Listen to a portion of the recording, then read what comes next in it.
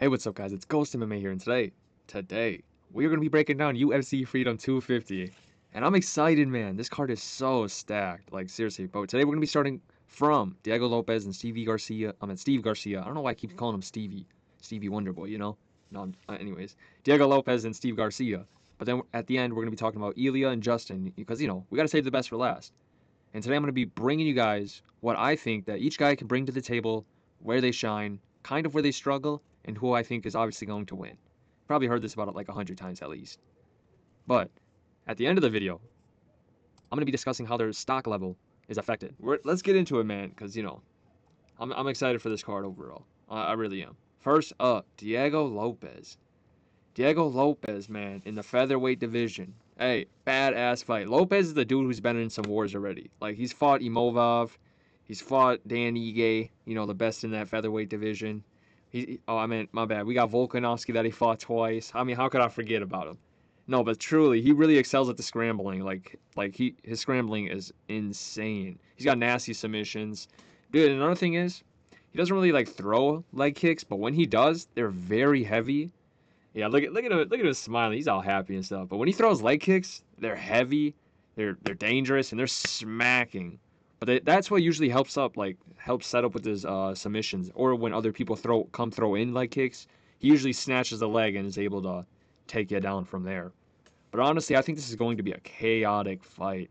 But that's another thing about Diego Lopes. Like, he's very durable. He's been cracked a lot, but he's also been in like wars where he's just straight up brutally fucking up the other guy. I will say that.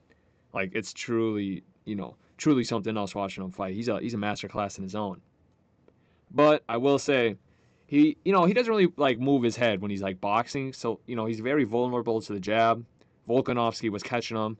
He was able to outclass him in that because Diego Lopes really doesn't move his head. But the second Volkanovski fight, I will say he did look pretty good. I will say, yeah, he definitely looked pretty damn good. And honestly, his pure boxing is pretty good. But honestly, let's get back on Garcia. My bad. I'm going on Diego Lopes. I'm glazing this man. No, but Garcia, on the other hand, he's big, powerful striker for a 145. Dude, his resume. Oh my goodness. Hold on. Shout out Bedtime MMA for, making that video of the weirdest resumes. Go check that out on his channel if you haven't. But oh my fucking god. Bro, his resume is so weird. Dude, like the people that he's fought are like, how did y'all fight?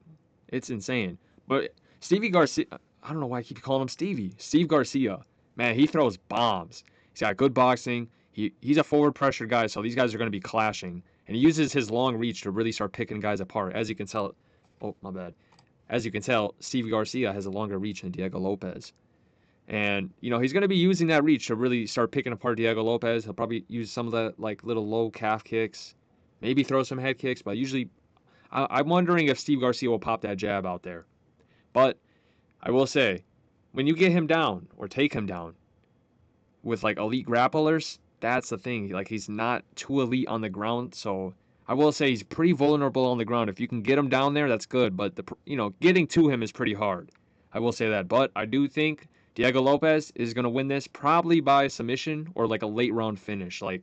It's gonna be late in the round, probably I'd say end of the round, probably end of round 2, start of round 3-ish. Around that time, I feel like Lopes will be able to mix up the levels and just really take over from there. Speaking of levels, I think Bo Nickal is levels up. No, hold on. Bo Nickal versus Kyle Daukaus at middleweight. Hey man, Bo Nickal's that NCAA college athlete freak. He's that wrestling. He dominates with the chain wrestling. Very good top pressure. And his striking's getting a little bit better. His last performance with the head kick KO was nasty. I'm not gonna lie. His pace is pretty good, but he's got some holes in his games. I will say that. The striking's a little bit still raw. It's not too technical. If you're a veteran, you're gonna be able to craft it up on him. And sometimes, man, he should just be able to go for the takedowns, but I don't know what he's doing. Kyle Daukaus, hey, solid hybrid. Let me say that. He's good. He's got good BJJ. He was cut by the UFC, but made his little comeback arc. Made his little comeback arc. This man's over here moving like, I don't even know, Gojo reincarnation type beat. He's coming back for that belt at 33 years old. Get out of there. No, anyways, no, he's got a little pop in his shots. I will say that. He hangs in the scrambles too, so he will be able to scramble with Bo Nickal. And honestly, he has been dropped, so, Bo Nickal whips over a big overhand. There is a potential chance that Bo Nickal could drop him. But, honestly, I think it's a really 50-50, but I'm going to go Kyle Daukaus, man. I think Kyle Daukaus is going to be able to, be a little bit more crafty. And he was cut, so when he got cut, he came back after, I think, a knockout win, and then I believe it was like a submission or like a decision win. So I think Kyle Daukaus is going to win this matchup. Speaking of the next one, Conor McGregor, you got to fight somebody. Hey, man, my boy, Chandler, the ultimate wild card, man. Seriously, you don't know what the hell this man's going to do. He's so explosive, though. Like, literally, you're on his back, he's going to jump up in the air. He might just double leg, dump you and then somehow knock himself out in the process. Do something like that, man. I don't know. But, dude, he's just been in too many wars. The age, he's starting to get up there in age. He waited all that time for Conor McGregor. And, his durability, man, has not been shown pretty good in recent fights. He did get, he caught a nasty flying knee from Paddy Pimblett. Mauricio Ruffy, man, he is much more sharper. Way much more sharper. Chandler could get an early bomb, you know what I mean? Just, land a big overhand or just, try to out-wrestle him in the first 2 rounds. Stay alive during the 3rd round, but I don't know, man. Ruffy is younger. He's got a very good coach now. Trains with Volkanovski in them. New team. And overall, man, I think Ruffy's going to chin him, sadly. I think it's going to be a devastating one. And it's going to be a highlight reel KO. People are going to be talking about this, making edits of this. That's just my prediction. But speaking of the next one. Hey! Josh Hokit versus Derrick Lewis. Hokit comes in, man. He's undefeated, as you can see. He is undefeated. He's got very good wrestling.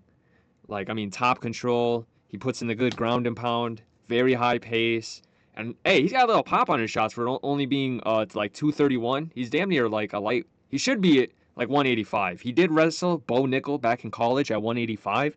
But he should be, 185, 205. But, hey, he's got a little pop in his shots at heavyweight. Curtis Blades and him was a great fight. Hella respect to both of them athletes. Fighters, too, as well. But Josh Hokit, man, I think he's versatile.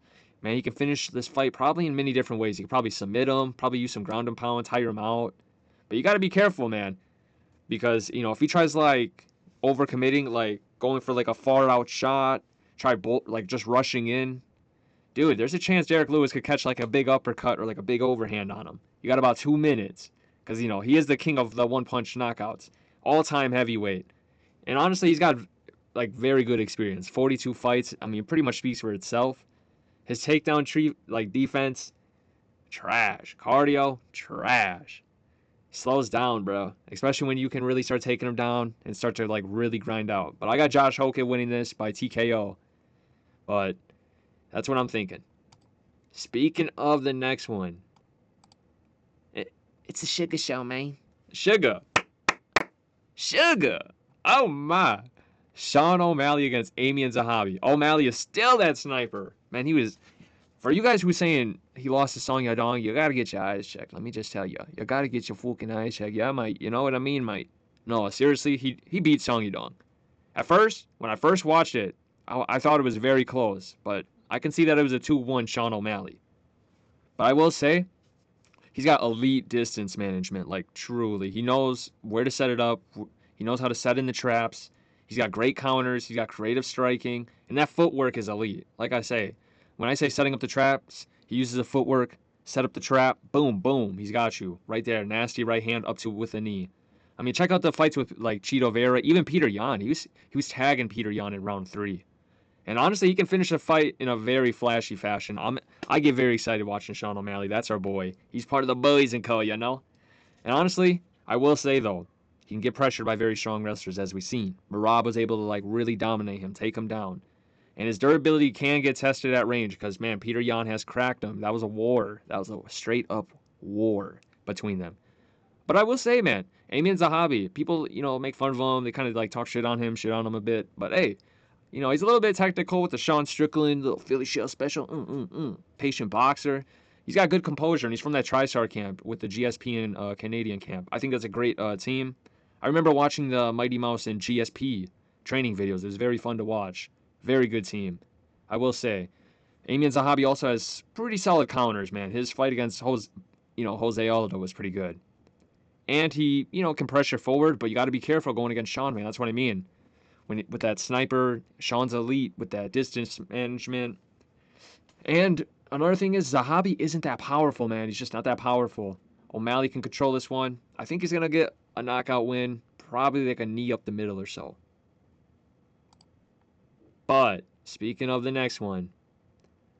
Hey, yeah. Ah, Poatan Pereira against Ciryl Gane. Hey, let's talk about this one. Alex Pereira versus Ciryl Gane for the interim heavyweight championship. Dude, Pereira's a killer. That left hook, he's got crazy leg kick power, the technician. His resume speaks for itself. He's trying to reach his, people will consider him the GOAT. There will be a lot of people considering him the GOAT of the sport if he can pull this off. He's got real precision. That precision is scary. And honestly, he is a cold-blooded man. He dangerous. Hey, but his wrestling improved too. So even if Gane tries shooting in, he's going to have to be careful because Pereira's he's been training that wrestling probably since he's gotten into the UFC. If I had to guess, that's what I would guess. Because he did very good against Ank. He was able to even trip Ank. That should have been counted as a takedown. I'm going to keep that a buck, though. I will say, that should have been counted as a takedown. It's kind of bullshit. But I will say, like movers who can kind of just stay outside the range, kind of keep moving, be shifty a bit, will trouble him. If you go back in his glory kickboxing days, you can kind of see that. Even Israel Adesanya, like that, great matchup to watch too. But the thing is, Ciryl Gane is not Israel Adesanya. See, Gane is all movement and technical jab, striking. He's got good footwork, decent distance control. A little bit of good takedown defense and that dart. Almost like my bad. And that cardio, man, that cardio is pretty decent as well. But I would say, he doesn't really, have that, one-punch KO power like Aspinall. From the finishes that we've seen, man, I will say, he's got, hit in the back of the head. He be cheating. He a cheating bastard. No, I'm just kidding. Don't chin me, Ciryl. I'm just playing, bro. No. But I will say, I'm sorry, Ciryl. I think Pereira's just going to TKO him. Not in, round one. I think it's going to be, a hard grind-out decision where Alex Pereira's chopping low, trying to land his jab, keeps missing that left hook. Ciryl, he's getting excited in the first 2 rounds. But I think round 3, round 4 is when we're going to see those leg kicks start really taking effect. Honestly, Ciryl could buckle too. He could buckle on the leg kick and then Alex Pereira hop on top and it's over. That's that's another factor I could see happening as well. But speaking of now, big factors. The main event. Ilia Topuria versus Justin Gaethje. Now listen, Topuria is a complete package. Literally the complete package of a fighter. He's got elite boxing pressure. He mixes in everything so seamlessly. And honestly, dude, he can do it all. He's got power in his hands and that confidence is insane. I've never seen a fighter like him. Ever. And his IQ is it's very top tier. His durability is very good. Even though he did get dropped by a head kick by Jai Herbert, we'll talk about that in a bit. He's still getting better as he's young. He's still young. And another thing is his kicking. It's a little bit limited, but when he throws those calf kicks, man, they slow down a lot of fighters like Volk and Max Holloway. And like I said, just about 30 seconds ago, talking about with Jai Herbert, he can get a little bit reckless looking for finishes, and that's what happened with Jai Herbert. He tried cracking him, and as he did, Jai Herbert threw up a head kick and dropped him. So, with Justin Gaethje now, hey, they don't call him the highlight for no reason, yard.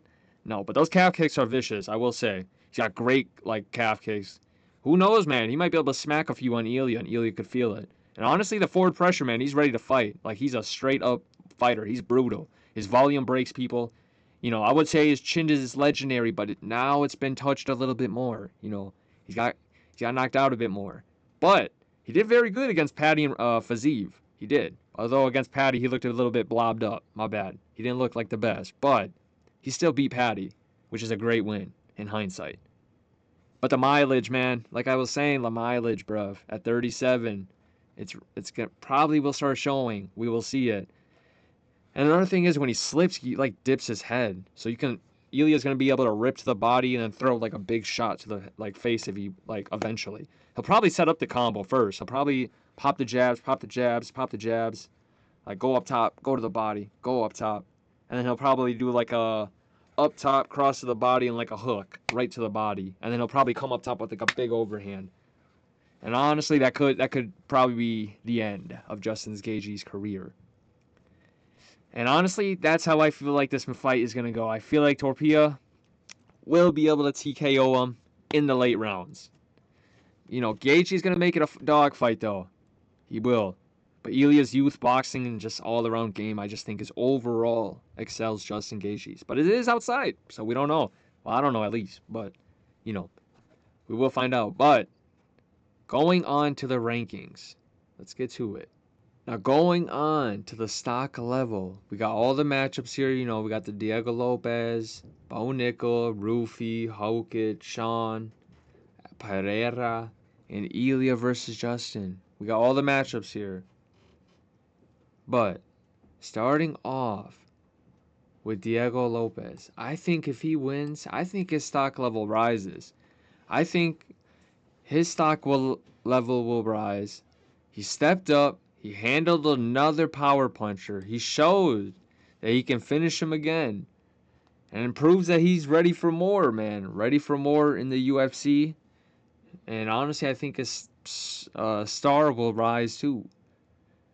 And honestly, I'd say next, throw him a dude like Lerone Murphy. You know, same card with Volkanovski when he fights Imovov. Or honestly, if you really want to test the ceiling, straight up give him Charles. Charles Oliveira versus Diego Lopes at 155. Diego Lopes was teasing it. He was talking about it. If he wins this, give him it. Book the fight on the Rio main card. Have Pratas versus Morales. Co-main event. And dude, that's a badass fight. Badass, you know, start off to, you know, feed you a little some Rio fans. Next, Stevie Garcia. If he loses, I think his stock drops. You know what I mean? This kind of just proves that he's always just been a heavy hitter. Once again, the ground game isn't as good as it needs to be to hang with the elite. Like Yusuf Zalal beats him. You know what I mean? That's just kind of what I think, in my honest opinion. But if Kyle Daukaus, let me tell you, if Kyle Daukaus pulls off the legit upset against the big name Nickal and he shows the BJJ scrambling, probably cracks him a few times, I think his stock rises too. I think more people start taking him more serious, and honestly, give him a ranked middleweight. And if they don't do that, give him a fighter range between 16 to 25 and build and then if he wins that, then give him a middle rank. But dude, I think he's just right about there. And if Nickal loses, I think the hype train is dead. You know, he lost to RDR, that exposed a lot of holes in his games. Fought a complete bum, got a knockout. Fighting Kyle Daukaus, and if he loses, I think he drops. I think they're going to give him a, vet of the sport, and he'll go back to fighting the low tier of the sport. But I think the train will die, and the Nickal hype train is gone. But no more hanging with the boys then, too. Alright? But speaking of, Ruffy, if Ruffy wins, gets that fashion highlight reel as I was saying, I think his stock does rise, but I don't think it's crazy. He beat an old vet in Chandler, big name. I think the next name you could probably just say wait for Patty versus BSD and call it next. So I'm going to say none. I think it rises just a bit, but I don't think it rises in a crazy fashion. So I'm going to say none for this one. And next for Chandler, I think, when he loses, or if he loses, I got one dude on my mind. The Chandler voice breaks. If you know, man. If you know ball, you'll know that. Nah, I think if he loses, he gotta retire. I think he's got just go do RAF or some shit. You know what I mean? I think it's over if he loses this. Josh Hokit, Lewis. If Hokit wins, beats Lewis, the undefeated kid takes out another legend. Proves that he's still got the tools for the big boys. And he can take on big boys. Honestly, if he wins, I'd say give him another vet heavyweight. And yes, we all know who I'm talking about. Give him Volkov or even just Sergey or Waldo. These are great tests for him. So if he wins, I'm going to say stock rise. Derrick Lewis, if he loses, retire, buddy. It's over. It's over, bud. You got about 2 good minutes, and that's about it. It's over. Nah, Sean O'Malley versus Zahabi. Let's get on this one. Sean O'Malley beats... if he beats Zahabi, I think he just stays the same. You know what I mean? He wins the fight. Everyone kind of expected him to win. It's a great win beating Zahabi, but it's not like earth-shattering. Honestly, if he wins, I would say give him Umar or Corey. But I could also see the direct rematch with Peter Yan. Just depending on how the division moves with Merab and Peter Yan not being official yet. But if Amy and Zahabi loses, I think his stock stays the same as well. I think he got beaten by the better man, but doesn't look terrible. I think it's alright. And if he loses, give him Figgy. Or honestly, give him the loser of Sandhagen versus Batista too. I mean, if he fights either Sandhagen or Batista, great matchup. Either way, I think it's a great match. Co-main event. Alex Pereira knocks out or stops Gane. Great stock rise. It's going up. I think he adds the big body at heavyweight. He cements kind of his legacy in the UFC books. And, he cements he's part of the heavyweights now. He's not up here to play games. He's up here to, claim his legacy. I think a lot of people will also possibly even put him in the GOAT conversations for what he's done with the short amount of time and what he's been able to do and who he has been able to beat. It has been like so much fun watching him. Honestly, so much fun. But next, if he wins, straight to Tom Aspinall. Tom isn't the most technical fighter. He's got great BJJ. Like on the feet, I mean. He's not the most technical. But he's got great BJJ because he did start in Brazilian Jiu-Jitsu. I think he's got great BJJ. He's not the, most technical. But he's a big guy. Fast. Very athletic. He's got that one-touch power you got to be careful about. I think it would be a great matchup. I think they got to do that hopefully by like November, December time. I think that would be a great way to end the year of 2026. We can only hope Tom Aspinall comes back, man. Hopefully he's all good, my boy Big Tom. Hey, but if Gane loses, hell nah. Hell nah. No more title shots, bro. You better go make another movie or something. No, but on a serious note, if he actually loses, he should honestly take on like Waldo Cortez or something. Or honestly, take on like a Waldo, or if he does, if they don't do him versus Waldo, he should do the winner of Josh Hokit versus Volkov. That would be a great fight too. Or, I mean, you could do Sergey too. That's fun as hell. If you want to do that, book it. Hey, last but not least, man, the main event. Honestly, if Ilia wins, I think his stock rises too. I think he just goes to the superstar level, winning on the White House lawn in fashionable way in front of the United States and America. Undefeated champ, keeps the, he's literally a great looking guy too. How can you even say that? He'll probably become pound for pound number 1 as well. And dude, his 4-fight knockout streak is going to be nuts to bring up in the history books. That is like crazy. Honestly, what's next for him? I could see them doing the Islam fight. I could really see him doing the Islam fight. Like that's pretty much the only fight. Or you set him up with Conor McGregor at 170. That would be good as hell too. And if Gaethje loses, as we predict, man, I think he retires. I think it's a tough night against a younger, sharper guy after all those wars, and I just think he retires after that. It's a great moment. I think the UFC community will come around him, show him some love, and I think it will be the end of Gaethje's career after this. But hey, there it is. Let me know. This is how I think the card will play out. Let me know in the comments how you see the fights playing out.